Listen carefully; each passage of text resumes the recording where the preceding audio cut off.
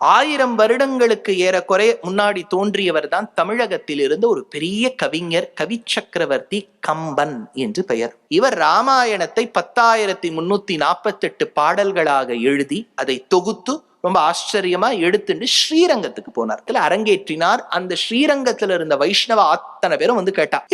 அவ அத்தனை பேர்கிட்டயும் கம்பன் கேட்டார், நான் எழுதின ராமாயணம் நன்னா இருக்கா? நன்னாதான்ப்பா இருக்கு, நாங்க வந்து வைஷ்ணவா ராமாயணம் நன்னா இருக்குன்னு தான் சொல்லுவோம். நீ சிதம்பரம் போய் தீட்சிதர்கள் சொன்னா ஒத்துண்டாதான் இது ராமாயணத்துக்கு இன்னும் பெருமை வந்துரும்.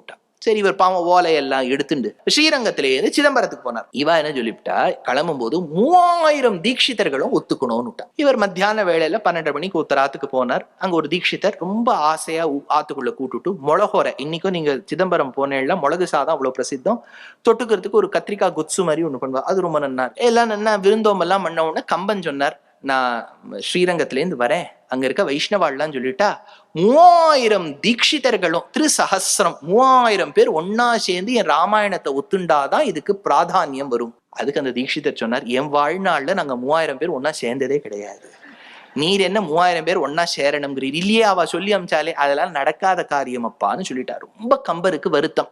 நேர நடராஜாவை போய் சேவிச்சார், கோவிந்தராஜாவை போய் சேவிச்சார். 2 பெருமாளையும் சேவிச்சுட்டோ, ஆஹா இந்த மாதிரி நடக்கிறதேன்னு சொல்லிட்டு இரவு வேளையில கிளம்பிடலாம், ஏன்னா 3000 பேர் சேர போறது இல்லைன்னு நினைச்சுட்டு ஊரை விட்டு கிளம்ப வேண்டிய இடம்.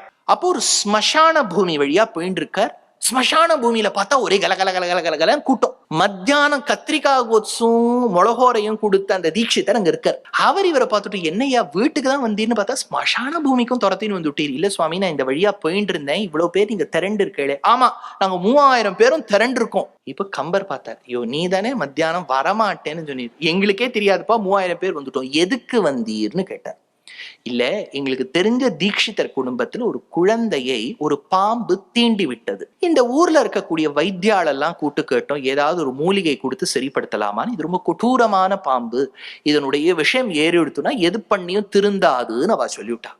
அந்த துக்கத்தால இந்த குழந்தை இன்னும் கொஞ்சம் நாழியில போயிடுமே அப்படிங்கிற அபிப்பிராயத்துல நாங்க இங்கெல்லாம் திரண்டு இருக்கோம். அப்போ கம்பன் சொன்னாரா, எனக்கு ஒரு சான்ஸ் கொடுக்குறேளா? என்னப்பா சான்ஸ்?